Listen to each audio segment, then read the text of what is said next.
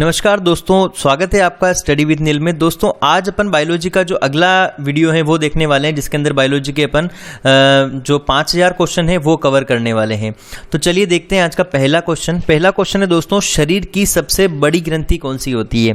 तो शरीर की सबसे बड़ी ग्रंथि होती है लार ग्रंथि, थायराइड, यकृत या फिर आमाशय। तो दोस्तों आपको पता है कि यकृत जो है वो शरीर की सबसे बड़ी ग्रंथि होती है, इसे केमिकल लेप कहा जाता है मानव शरीर की। ठीक है, नेक्स्ट क्वेश्चन देखते हैं। मनुष्य में मादा जनन अंग से किस हार्मोन का स्त्रावण होता है? मादा जनन अंग से किस हार्मोन का स्त्रावण होता है? एस्ट्रोजन, प्रोजेस्टेरोन, रिलैक्सिन या सभी कथन सत्य हैं? तो दोस्तों यहाँ पर क्या हो जाएगा, एस्ट्रोजन हार्मोन भी हो जाएगा, प्रोजेस्टेरोन भी हो जाएगा। रिलैक्सिन क्या होता है, बेबी के बर्थ में सहायता करता है।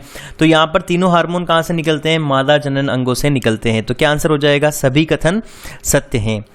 चलिए नेक्स्ट क्वेश्चन देखते हैं। मनुष्य में ऐच्छिक गतियों का नियंत्रण किसके द्वारा होता है? जो वॉलेंट्री एक्शंस होती हैं, जो ऐच्छिक गतियाँ होती हैं, इसका नियंत्रण किसके द्वारा होता है? तो आंसर आपके पास ऑप्शन है सेरिब्रम, थायराइड, सेरिबेलम या इनमें से कोई नहीं। तो दोस्तों जो ऐच्छिक गतिविधियां होती हैं, उनका जो कंट्रोल होता है वो सेरिब्रम के द्वारा किया जाता है। किसके द्वारा होता है? सेरिब्रम के द्वारा। लेकिन अगर आपसे पूछ लिया जाए कि जो अनैच्छिक क्रियाएं होती हैं, जिन पर मनुष्य का माइंड का कंट्रोल नहीं होता है, वो तुरंत क्रियाएं हो जाती हैं, एक्शन होते ही रिएक्शन हो जाता है। तो जो जैसे कि रिफ्लेक्स एक्शन है, तो अनैच्छिक क्रियाएं किसके द्वारा होती हैं? तो हाइपोथैलेमस से कंट्रोल की जाती हैं, हाइपोथैलेमस से कंट्रोल की जाती हैं। क्लियर है? चलिए नेक्स्ट क्वेश्चन देखते हैं। शरीर का तापक्रम कहाँ नियंत्रित होता है? तो दोस्तों शरीर का जो टेम्परेचर का जो रेगुलेशन होता है, टेम्परेचर रेगुलेशन या फिर जिसे थर्मो रेगुलेशन कहा जाता है। क्या कहा जाता है? Thermo regulation. तो थर्मो रेगुलेशन के लिए कौन सा अंग जिम्मेदार होता है? ऑप्शन है आपके पास स्पाइनल कॉर्ड, सेरिबेलम, हाइपोथैलेमस या फिर पिट्यूटरी। तो हाइपोथैलेमस से क्या होता है दोस्तों? थर्मो रेगुलेशन होता है, मतलब मानव शरीर का ताप नियंत्रित होता है। नेक्स्ट क्वेश्चन है, अमीबा में भोजन का अंतर्ग्रहण इंजेशन किसके द्वारा होता है? अमीबा में भोजन किस के द्वारा शरीर के अंदर भोजन पहुंचता है? तो कुटपाद, कोशिका मुंह, सीलिया या फिर गुदाद्वार। तो दोस्तों क्या हो जाएगा यहाँ पर? जो कुटपाद होते हैं अमीबा के, वो क्या करते हैं? भोजन को पकड़कर शरीर के अमीबा की कोशिका के अंदर ले लेते हैं। क्लियर है? नेक्स्ट क्वेश्चन है, निम्न में से कौन सा एंजाइम लार में पाया जाता है? तो दोस्तों लार में कौन सा एंजाइम पाया जाता है? पेप्सिन, ट्रिप्सिन, टाइलिन या काइमोट्रिप्सिन। तो दोस्तों आपको पता है कि लार के अंदर एक एंजाइम पाया जाता है, वो कौन सा होता है? टाइलिन एंजाइम होता है। ये एंजाइम क्या करता है? स्टार्च का पाचन करता है। ठीक है, तो इस टाइलिन एंजाइम ही वो है जिसके थ्रू क्या होता है दोस्तों, मनुष्य में भोजन का पाचन मुख से ही स्टार्ट हो जाता है। जब भोजन मुख के अंदर होता है तो लार के अंदर जो टाइलिन एंजाइम होता है वो स्टार्च का, भोजन में उपस्थित स्टार्च का पाचन करना शुरू कर देता है। इसलिए आपको कभी कभी पूछा जाता है कि जो भोजन होता है उसका पाचन की शुरुआत कहाँ से होती है? तो मुख से ही पाचन की शुरुआत हो जाती है, ना कि आमाशय से। ये दोस्तों आपको क्वेश्चन पूछा जाता है, तो आप याद रख सकते हैं इसको।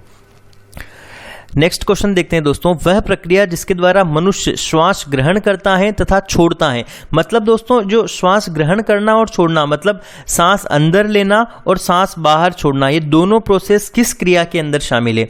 श्वसन के अंदर, श्वासोच्छ्वास के अंदर, प्रश्वास के अंदर, निश्वसन के अंदर। दोस्तों निश्वसन का मतलब होता है सांस बाहर छोड़ना, निश्वसन का, और निश्वसन का मतलब होता है सांस अंदर लेना। श्वसन के अंदर दोस्तों सारी प्रक्रियाएं आ जाती हैं कि सांस अंदर लेना, बाहर छोड़ना। इसके अलावा सांस अंदर लेने के बाद फेफड़ों के अंदर O2 और CO2 का जो आदान प्रदान होता है, वो सारी क्रियाएं होती है। लेकिन दोस्तों जो श्वासोच्छ्वास होता है उसके अंदर निश्वसन प्लस निश्वसन, यानी कि सांस को अंदर लेना और सांस को बाहर छोड़ना, केवल ये दोनों ही क्रियाएं सम्मिलित होती हैं। तो क्या आंसर हो जाएगा? मनुष्य में श्वास ग्रहण करना और छोड़ना श्वासोच्छ्वास कहलाएगा। नेक्स्ट क्वेश्चन देखते हैं, ऊर्जा उत्पादन के लिए कोशिका प्रायः किसका उपयोग करती हैं? तो दोस्तों जो ऊर्जा उत्पादन है उसके लिए कोशिका अमीनो अम्ल का, ग्लूकोज का, वसीय अम्ल का या सुक्रोज का। तो आपको पता है कि ऊर्जा उत्पादन किससे होती है? जब ग्लूकोज का ग्लाइकोलाइसिस प्रोसेस होती है और उसके बाद जो पायरुविक एसिड होता है उनसे जो ATP निकलती हैं, उससे क्या होती है? ऊर्जा प्राप्त होती है। तो किसका उपयोग करती है? ग्लूकोज का उपयोग करती है। किस अभिक्रिया के द्वारा पौधों में ऑक्सीजन बाहरी वातावरण से कोशिकाओं में पहुंचता है? देखो यहां पर पूछा गया है कि पौधों में ऑक्सीजन जो है वो बाहरी वातावरण से कोशिकाओं में कैसे पहुंचता है? किण्वन के द्वारा यानी कि फर्मेंटेशन, विसरण के द्वारा, दहन के द्वारा, प्रकाश संश्लेषण के द्वारा। अगर दोस्तों मैं आपको ये सारे ऑप्शन बताऊं तो प्रकाश संश्लेषण एक फोटोसिंथेसिस प्रोसेस है जिसमें ऑक्सीजन बाहरी वातावरण से कोशिकाओं में नहीं पहुंचती है। इसमें जो CO2 होती है बाहरी वातावरण की वो किसमें आती है? पत्तियों में आकर फोटोसिंथेसिस होता है और O2 वापस रिलीज होती है। तो यहां पर तो उल्टा प्रोसेस हो गया। दहन क्या होता है दोस्तों? ऑक्सीजन की उपस्थिति में जलना कहलाता है दहन, तो यहां पर यह भी नहीं होगी। किण्वन जो फर्मेंटेशन होता है वो ऑक्सीजन की अनुपस्थिति में सूक्ष्म जीवों के द्वारा किया जाता है, ठीक है, सूक्ष्म जीवों के द्वारा किया जाता है। और विसरण जिसमें क्या होता है? ऑक्सीजन जो बाहरी वातावरण की होती है वो कोशिकाओं में प्रवेश करती है। क्लियर है? तो यहां पर आंसर क्या होने वाला है आपका? विसरण। नेक्स्ट क्वेश्चन है, श्वसन की अभिक्रिया में खाद्य पदार्थों की परिणति क्या होती है? तो दोस्तों श्वसन की अभिक्रिया में खाद्य पदार्थों का क्या होता है? विघटन होता है, दहन होता है, परिवर्तन होता है, संश्लेषण होता है। संश्लेषण होता नहीं है खाद्य पदार्थों का, परिवर्तन तो हो ही नहीं होगा। दहन आपको बता ही दिया, ऑक्सीजन की उपस्थिति में जलना कहलाता है। तो आंसर क्या हो जाएगा? खाद्य पदार्थों का क्या होता है? विघटन होता है। तो श्वसन की अभिक्रिया में खाद्य पदार्थों का विघटन होता है।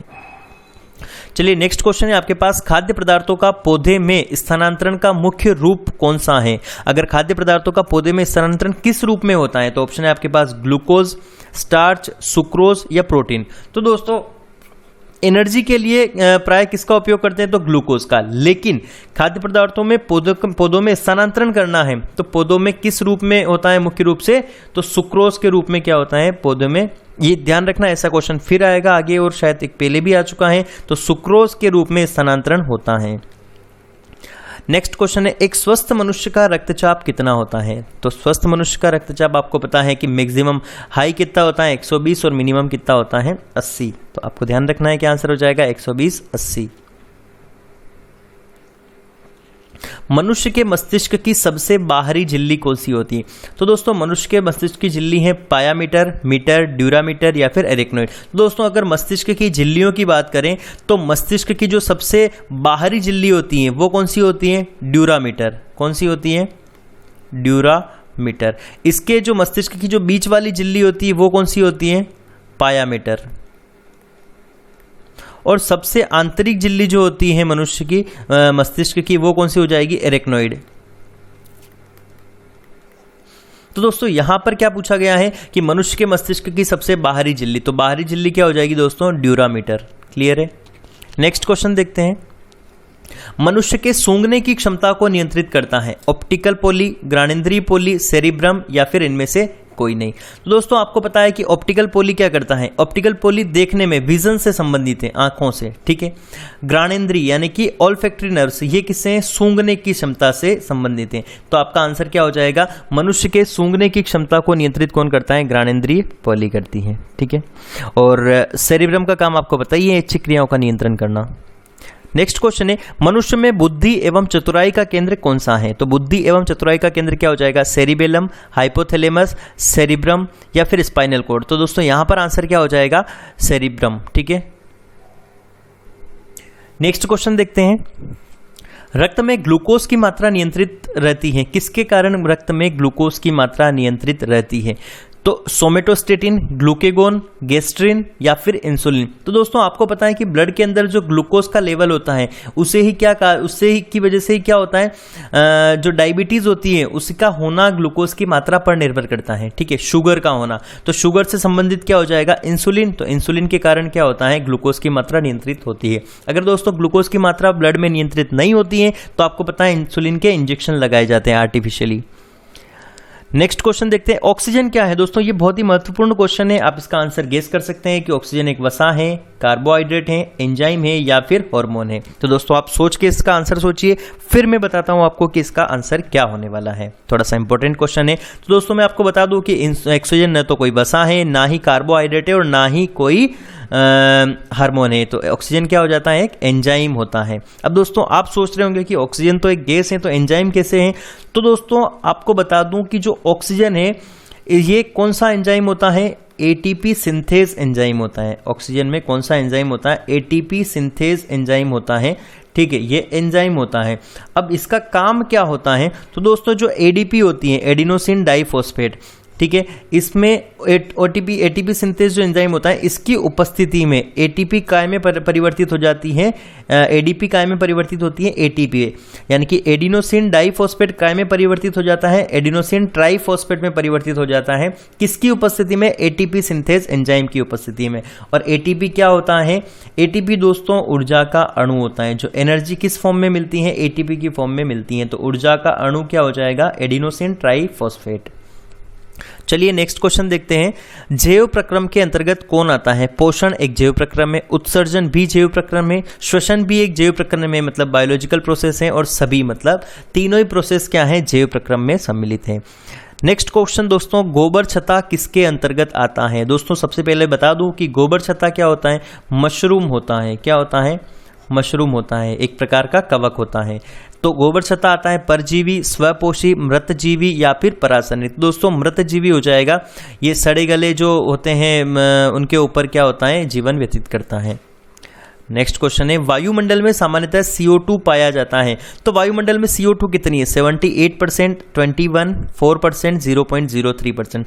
तो दोस्तों 78% तो क्या हो जाएगी वायुमंडल में? नाइट्रोजन, सॉरी 71% क्या हो जाएगी? 78% नाइट्रोजन, 21% क्या हो जाएगी? ऑक्सीजन, 0.03% क्या हो जाएगी? यहाँ पर कार्बन डाइऑक्साइड हो जाएगी। क्लियर है? तो यहाँ पर क्या हो जाएगा?